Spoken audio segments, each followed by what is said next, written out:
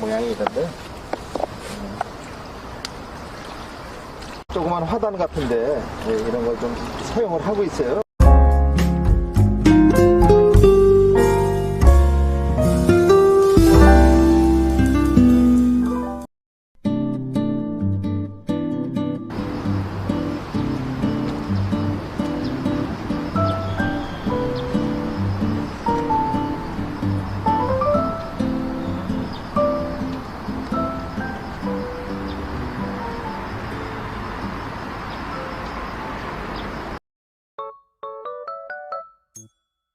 적극바람을 처음에 이제 했는데 많은 분들 참여가 많지 않아서 힘들었는데 지금은 많이 인기가 돼서 많은 사람들이 참여를 하고 있습니다. 저희 단지에 쉴 수 있는 공간이 거의 없습니다.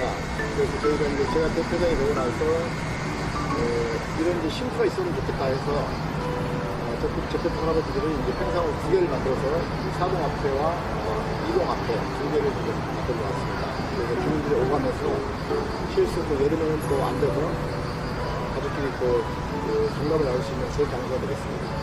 전백도 할아버지는 저희가 이제 사실 어르신들의 어떤 경험과 노하우를 우리가 전용기를 받아서 이제 활동함으로써 우리가 아파트가 소규모 아파트 단지이지만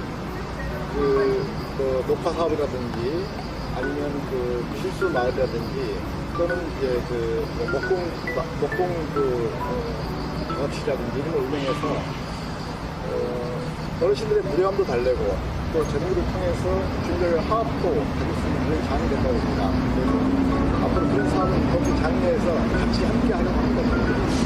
나무 뒤편도 저희가 이제 다 만들어서 목박을 도장을 찍어서 다 명패를 붙였습니다. 그래서 어린이들이 지나가면서 나무가 무슨 나무인지 다 알 수 있게끔 표기를 해놨습니다. 주민들이 이사 가고 싶지 않다, 여기서 살고 싶다 이런 말씀을 많이 하시고요.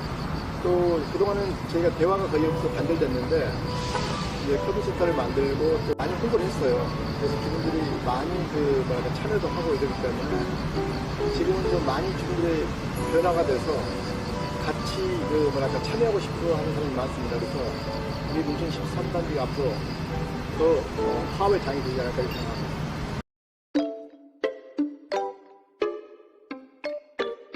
이 장소는 이제 주민분들이 베란다에서 이제 화초를 키우시고 그러는데 그런 화초를 이제 버리실 때 그냥 아무데나 버리시지 않고 여기에 흙하고 화초를 여기다가 갖다 놓는 그런 장소입니다. 그래서 우리 주민들 편의를 위해서 만들어 놓은 공간입니다.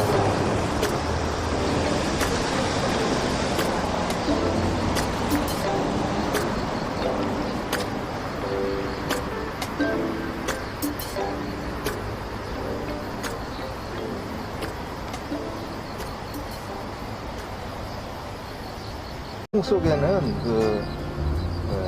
농약이 아닌 해충 기피제를 저희가 만들어 봤어요. 그래서 이제 예를 들면 은행 열매하고 은행잎 또는 뭐 막걸리 또 뭐 설탕 이런 것을 넣어가지고 하나의 해충 기피제를 만들어 봤습니다. 그래서 여기에 좀 많이 이제 발효가 돼가지고 모양이 이런데 조그만 화단 같은데 이런 걸 좀 사용을 하고 있어요. 그래서 농약 대신에 이런 걸 좀 만들어 봤습니다. 마법의 텔비장이에요.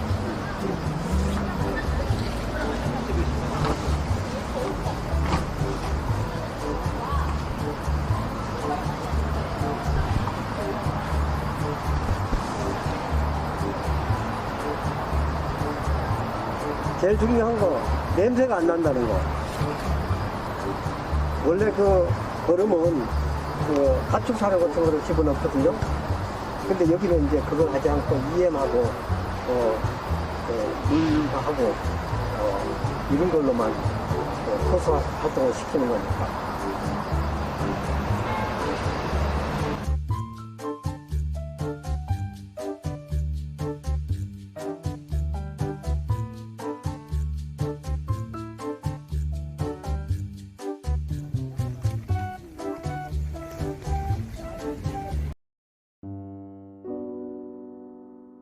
그래서 이제 21년도에는 좀 더 자신감이 생겨서 세 가지 사업을 했습니다. 첫째는 마을에 소통할 수 있는 거점이 필요해서 마을 분토 조성 사업에 도전을 해서 지하 창고를 커뮤니티 시설로 전환을 시키는데 노력을 했습니다. 그래서 지하 창고지만 또 층고가 높아서 저희들한테는 매우 유익한 장소가 됐습니다. 특히 퇴비를 생산을 해서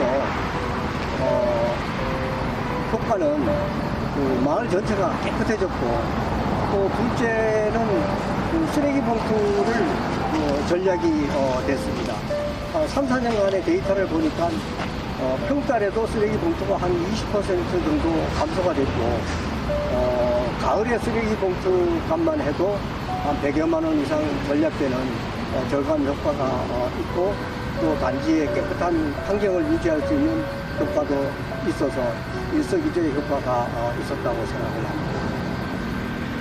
EM 활용은 저희들이 EM이 생활에 매우 유익하다는 건 알지만 주민들이 그것을 사서 쓰기는 상당히 어려운 환경이었습니다. 그런데 우리 고양시는 특히 고양시에서 EM을 자체 생산을 해서 마을복지이자 행정복지센터까지 무료로 공급을 해줍니다. 그래도 주민들이 접하기가 어려웠기 때문에 이 제페토 할아버지들이 아이디어를 내서 공동으로 일주일에 한 번씩 수영을 해서 재활용하는 페트병에다가 분할해서 담고, 또 EM 활용 방법을 라면 용지처럼 붙여서 매주 승강기 앞에다가 5통씩, 6통씩 놓으면은 주민들이 스스럼 없이 사용을 하게 되었습니다. 이 효과는 5년 동안 데이터를 보니까 약 3년에 한 번 정도는 하수관이 막히는 것이 급증했었는데, 이번 3년 차에는 오히려 매우 역류하는 사고가 줄어들었습니다. 이것을 볼 때 EM을 우리 실생활에서 사용을 하면은 친환경 관리도 되겠지만, 특히 공동주택의 관리비를 절감하는데도 이익이 있다고 저는 확신하고 있어서, 이것이 많은 공동주택에서도 활용해 봄직하다고 저는 추천하고 싶습니다. 네, 제페토 할아버지들의 바람이 있다면 공동주택은 늘상 층간소음이나 또 반려동물이나 간접지원 문제로 갈등이 존재를 하고 있어요. 그래서 이 갈등이 시간적 낭비라든가 그것을 해소하는데 진짜 많은 낭비 요소가 있는데, 저희들 제페토 할아버지들이 거기에 좀 기여를 해서